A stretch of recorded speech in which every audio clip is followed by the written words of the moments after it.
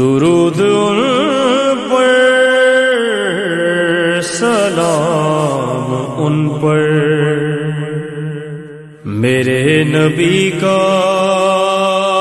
جو ہے گھرانہ۔ کہ عزیزاً یہ تمام اعمال انسان کے یہ بیج کی طرح ہے، بذر بیج کی طرح ہے۔ اگر آپ نے ان اعمال کو اور ایک صحیح و سالم بیج کو آپ ایک زرخیز زمین میں بوئیں گے، وہ دانہ رشد کرے گا، اس میں نشو و نما اس میں ہوگی، وہ بڑا ہوگا، اس میں پھل لگے گا، میوہ لگے گا، اس میں جو ہے وہ غلہ اس میں آئے گا۔ لیکن اگر آپ ایک صحیح و سالم بیج کو بنجر زمین میں بو دیں گے، اس کا نتیجہ کیا نکلے گا؟ یہی آپ کا عمل، یہی دانہ جو صحیح و سالم دانہ ہے، بنجر زمین میں اگر بو دیں گے، جو نامناسب زمین ہے اس میں بوئیں گے، نتیجہ کیا نکلے گا؟ یہ دانہ ضائع ہو جائے گا، یہ جل جائے گا، یہ ختم ہو جائے گا۔ اگر ہم نے اپنے اعمال کو وہ بنجر زمین میں نہ بویا، یعنی ہم نے مناسب زمین میں، اور مناسب زمین سے مراد کیا؟ یعنی اگر ہم نے اپنے اعمال کو ولایت الہی اور ولایت اہل بیت میں قرار دیا اور اس زمین میں بویا، یعنی محیط ولایت میں اگر ہم نے اپنی اس بیج کو بویا، ان اعمال میں اس بیج میں ترقی آئے گی۔ اور اگر ہم نے اپنے اعمال اور اپنے اس دانے اور بیج کو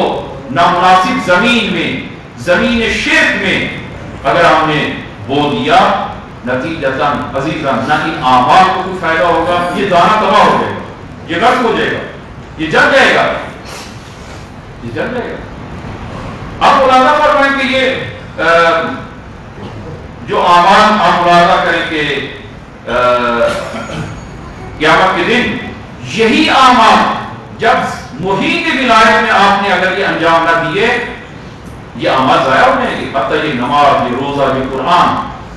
حتیٰ یہی قرآن کہ جو انسان کی وہ فضیلت کا باعث بنے گا، یہی قرآن اور آیات قرآنی جہنم میں اس کے درجات کو مزید بڑھا دیں گے۔ یہی قرآن کیوں؟ اس لیے کہ آپ نے بیج کو محیط ولایت میں کاشت نہیں کیا، آپ نے شیطان کی ولایت میں کاشت کیا ہے۔ اور اگر آپ کو یقین نہ آئے، آپ ملاحظہ کریں، یہ داعش کیا ہے وہ قرآن نہیں پڑھتے؟ حتیٰ ان کے مورچوں میں بھی قرآن ہوگا، قرآن، اور اکثر جب اس آیت کو وہ اپنا وہ قرار دیتے ہیں، لا تنسى ذکر اللہ، لا تنسى ذکر اللہ، خدا کے ذکر کو فراموش نہ کریں، یہ ان کا ایک نعرہ ہے، لا تنسى ذکر اللہ۔ لیکن یہی قرآن قیامت کے دن جہنم میں درجات کا اضافہ کریں گے کہ تم قرآن بھی پڑھتے تھے اور سر کاٹ کر اس سے فٹ بال کھیلتے تھے، کہ یہ نہیں ہوا۔ اور تاریخ میں آپ ملاحظہ فرمائیں، جس طرح خوارج نے جو وہ کیا ہے، خوارج کے پیشانیوں پر محراب کے نشان ہے، قرآن کی تلاوت ہے، اور وہی خوارج جو قرآن اور نماز اور روزہ کے پابند ہیں، لیکن وہی ایک شکم کو چار کاٹ کے بچے کو، زندہ بچے کو مثال کو اس کا سر میں وہ کاٹ دیتے ہیں۔ کیا یہ قرآن ان کے لیے فائدہ مند ہوگا؟ جنگ نہروان میں اس کا قصہ میں آپ کو پہلے بھی عرض کیا ہے کہ جناب ابن عباس امیر المومنین کے ہمراہ رات کی تاریکی میں کوفے کی گلی کوچوں سے گزر ہوتا ہے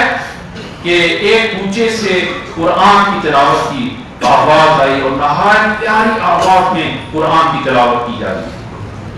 اور امن هو قانت عناء الليل ساجدا وقائما يحذر الآخرة يرجو رحمت ربه، کہ سورہ زمر کے آیت نمبر 9 یہ قرآن کی وہ تلاوت چل رہا ہے، امن هو قانت عناء الليل۔ جناب عباس ابن عباس رک جاتے ہیں، اس قدر شیرین اور خوش لہجے میں قرآن کی تلاوت قدر رک جاتے ہیں، اور اپنے دل میں کہتے ہیں کہ میں نے دل میں کہا آفرین اس قاری پر، کتنی خوبصورت لہجے میں قرآن کی تلاوت کر رہے ہیں، آفرین اس قاری پر۔ جو ہی میں رکا اور میرے دل میں یہ تصور آیا، فوراً امیر المومنین فرمایا، اے کمیل، یہ اس کا لکلکہ زبانی یہ کہیں تمہیں فریب نہ دے دے، اور یہ اہل جہنم ہے۔ میں نے تعجب کیا، امیر المومنین نے ایک تو یہ کہ امیر المومنین نے میرے ذہن میں جو کچھ تھا اس کو جلدی پڑھ دیا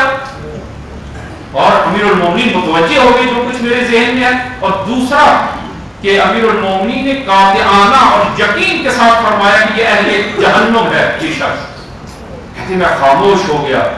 امام سے کچھ عرض نہ کیا، اس لیے کہ میں جانتا ہوں کہ امام ویسے ہی بات نہیں کرتے، حساب و کتاب کے ساتھ بات کرتے ہیں۔ وقت گزرتا گیا،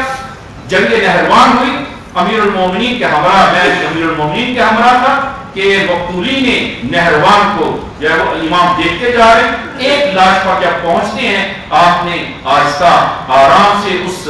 لاش کو ٹھوکر ماری اور اسی آیت کی تلاوت کی کہ امن ہوا قانت انا اللیل ساجدا وقائما یحذر الآخرہ ویرجو رحمت ربہ۔ اور کہا ابن عباس یہ وہی قاری قرآن ہے کہ جس کی تلاوت میں اس رات کی تاریکی میں تمہیں روک لیا تھا۔ یہ ولی حق کے خلاف اس نے وہ جنگ کی ہے، اور جو ولی حق کے خلاف جنگ کرے وہ اہل بہشت نہیں ہو سکتا، وہ اہل جہنم ہے۔ یہ قاری قرآن، یہ نماز کیوں؟